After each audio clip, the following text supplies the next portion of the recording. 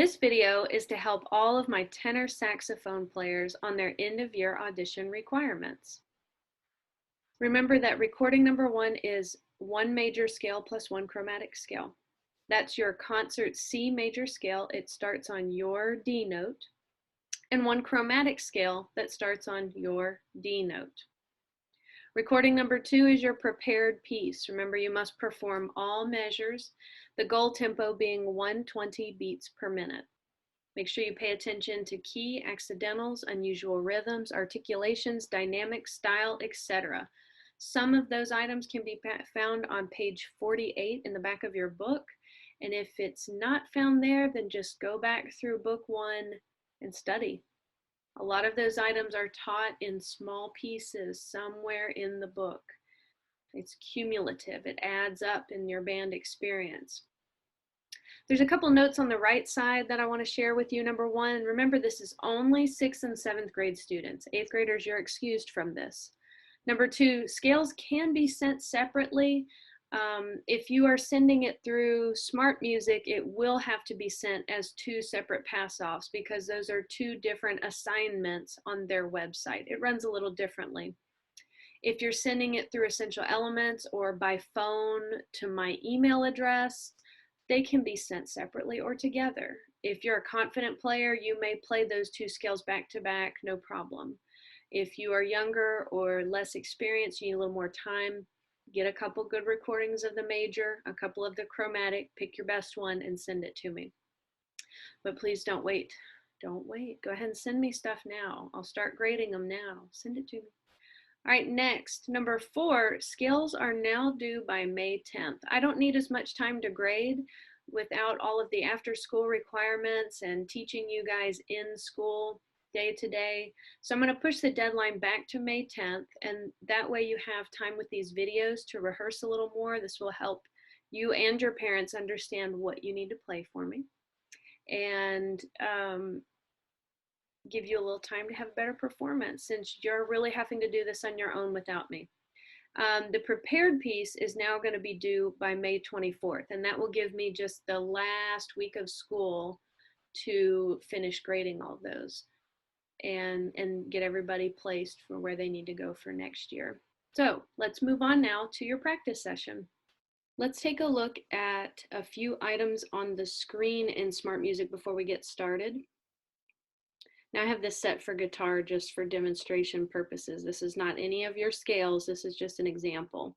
So when you pull up any song or these scales, you're automatically set on the track section that has accompaniment, mic part, the metronome.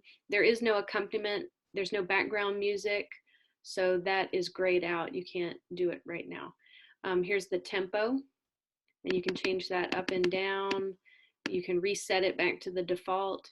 There's a tuner built in, so if your mic is working, you can tune yourself with your instrument. You can toggle this on and off if you would like it out of your way. This button right here checks your microphone settings. This plays the track in front of you. This records you playing along and gives you feedback, which I have just done here. And once you've recorded yourself the first time, then this button will light up with the blue play button and the little red record button. And this is where you can play it back and you can listen to yourself perform. And you can see the red, yellow, and green feedback. Now, if I was going to submit this as a pass off, I would come over here to my takes.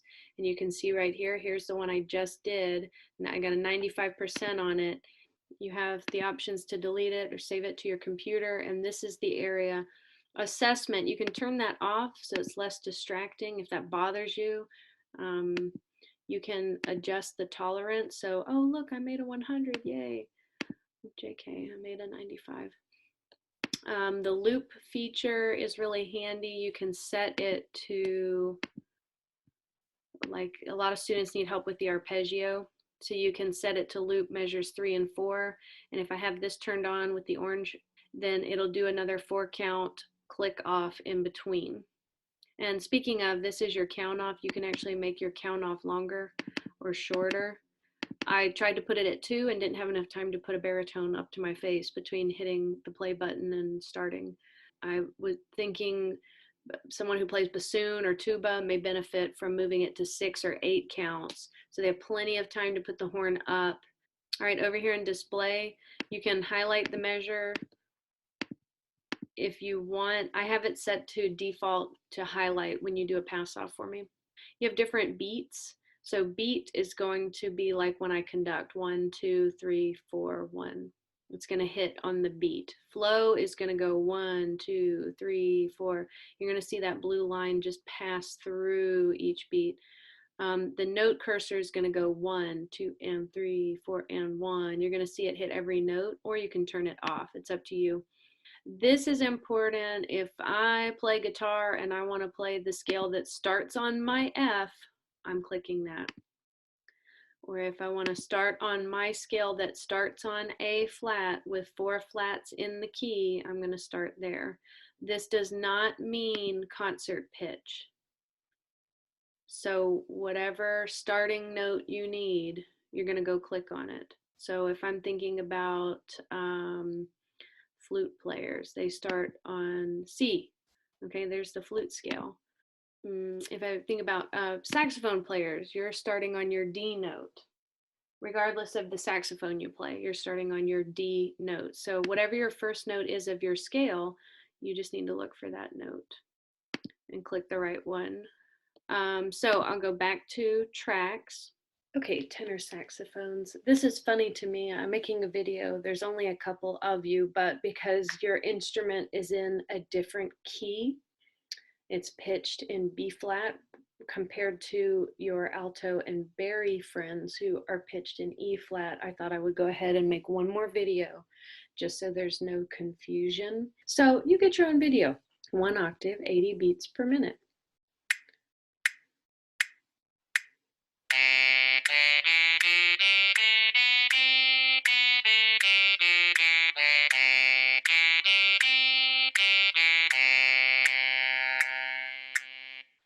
So with you being pitched in a different key, this is your concert C, which equals your D. You're like clarinet players. You have to just think one step higher. So concert C would be right here. And if I go one step higher, D, it's your D note. So when you look over here, if you have to change what scale you're on, you're looking for the scale that starts on D and has 2 sharps. And that's where we are. This is the scale for the end of your audition. Couple other things, make sure with breathing that you purposefully breathe, like maybe right here after the quarter note at the top and the bottom, and then make it all the way through your arpeggio to the end and only play a half note. Some of you who can go fast enough may be able to play the whole scale in one breath. Or you may play the scale in one breath and then the arpeggio in a second breath. So just be mindful, thoughtful about where you breathe and don't just gasp for air. Another thing, make sure you tongue up and slur down. So ta, ta, ta, ta, ta, and then ah, and just get the tongue out of the way. Some of you may need to continue to practice much slower on your own. You could slow this YouTube video down, or you could practice with a metronome at your house or on the internet. All right, let's try 90 beats per minute.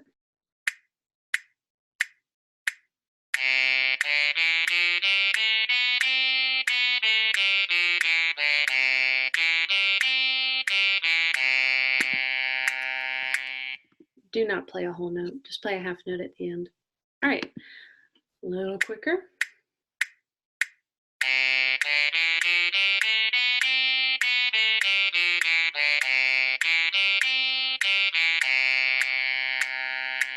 Okay, now anyone who's working on 2 octaves, which I tell you, on saxophone, boys and girls, it's easy. Most of my saxophone players should be playing 2 octave scales. So just check your fingering and look right here in SmartMusic. This is your thumb key, and you've got 3 keys on your left hand, and you palm into it. Now we could do a separate video if you guys need it. We could do it live, you know, whatever you need.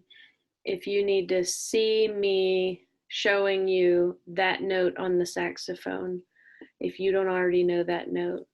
Or maybe there's plenty of saxophone players out on YouTube who've already put out little helpful videos about playing high notes and altissimo notes. So just do a little bit of research, but you would only need to learn one note that I haven't taught you. And it's just, you're playing C sharp and then you're adding one palm key to get that D note right there. All right, so 2 octaves, let's slow it down to 80 beats per minute again.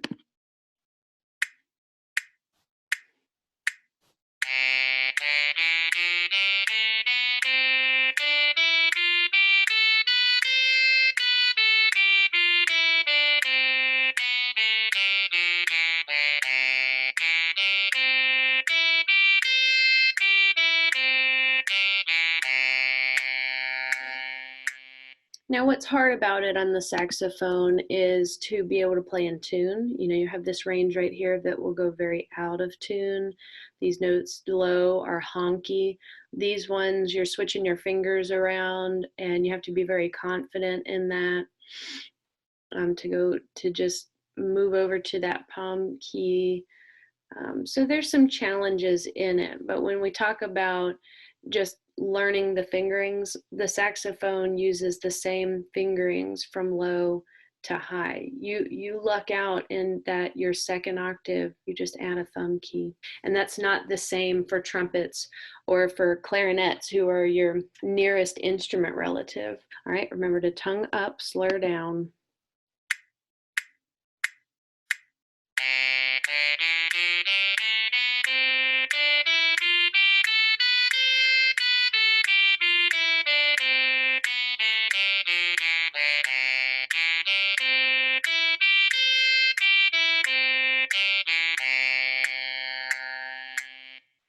All right, then one more time, 100 beats per minute.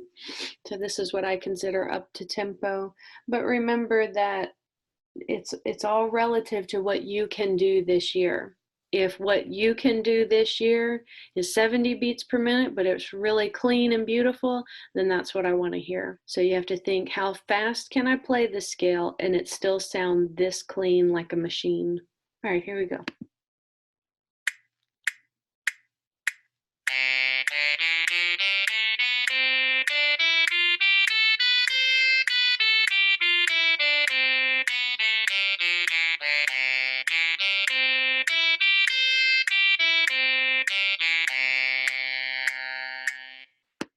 All right, moving on to the chromatic scale. Before we start, I want to point out how this is presented to you. They put it in 3/4 time so that your last note hits on a downbeat, and so that note is sitting in its own measure.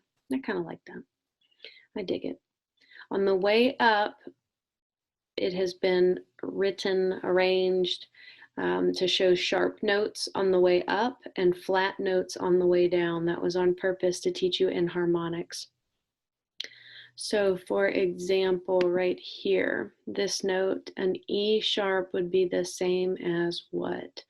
With enharmonics, an odd one like this, you need to think, if I sharpen an E natural, what's the next half step above that? So go to the next note up. What would be the next note in this space right here that's a half step above E natural? And the answer is F natural. So F natural, that's its enharmonic, is an E sharp. So some of these, like this type, that's very uncommon. They don't even show you that it's an enharmonic. They just say that's an F. But you will find in the other cases, such as a G sharp, A flat, they're going to show you, hey, those are the same pitch, same sound that you hear with your ear, same fingering, they just look different on paper. So you have the G sharp here, it is the same as A flat over here. So I like that challenge to get you reading in enharmonics. And you see that in the Essential Elements Fingering Chart in the back of your book. A lot of beginners always ask me every year, what is that? And it's always a good opportunity to teach, to say those are enharmonics, and that's what that means. So if for right now you need to look at your book instead of looking at this music, by all means do that. I actually messed up playing the clarinet part in 2 octaves looking at this. I messed up. Miss Couey messed up. So it's okay if you don't look at this right now and you just listen to it. But I would train myself. I would come back and practice this later so that you can do it. All right, here we go, 80 beats per minute.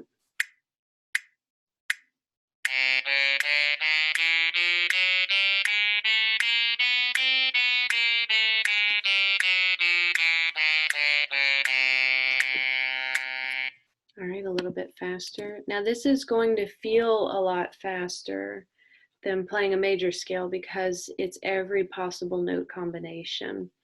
So a lot of times my middle school students can't play a chromatic scale as fast as they can a major scale, but I want to push you guys, encourage you guys to put some serious time into these chromatic scales so that you can play them about the same tempo as your major scales. You guys have heard me rip through scales and I can do it about the same tempo either way, whether I'm playing a major or a chromatic. All right, 90 beats per minute.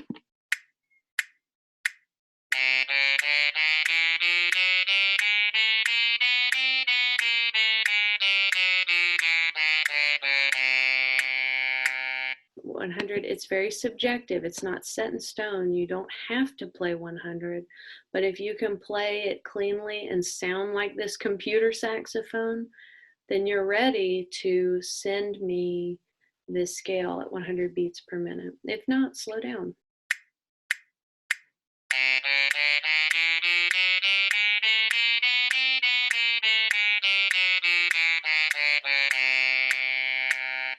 All right, let's move on to 2 octave. So you see, this is why I messed up, because there's inharmonic notes, looking at sharps and flats. Some students actually had double flats on the way down, and I explained that in the video and apologized profusely. So those of you who are working on 2 octaves, let's do this at 80 beats per minute.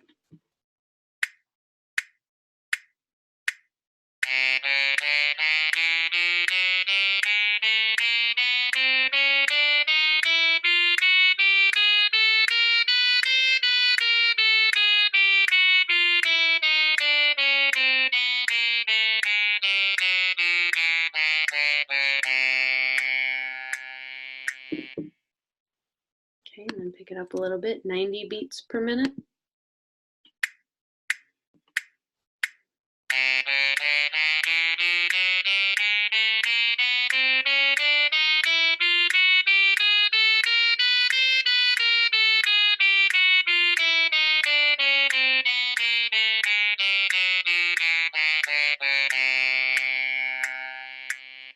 And then even faster, 100 beats per minute.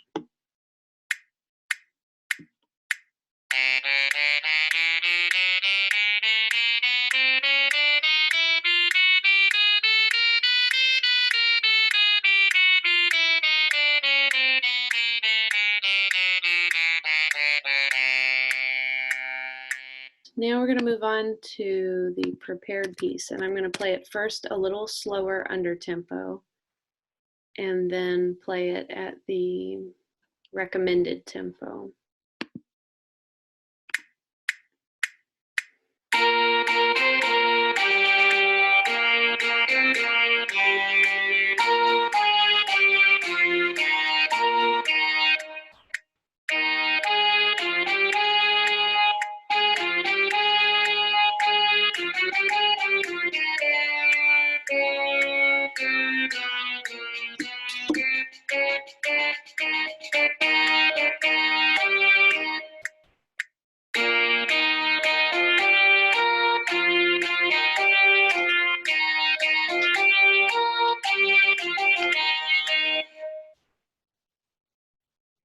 Okay, and then up to tempo at 120.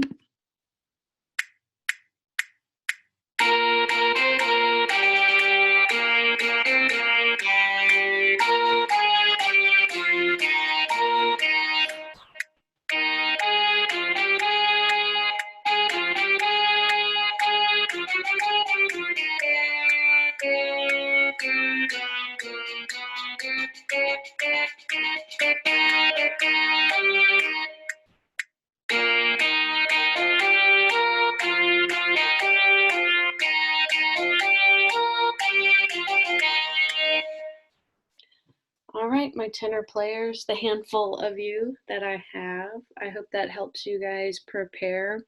Make sure you get your scales turned in the next couple days. They're due by the 10th at 11:59 p.m. and then you have a little more time to work on this prepared audition.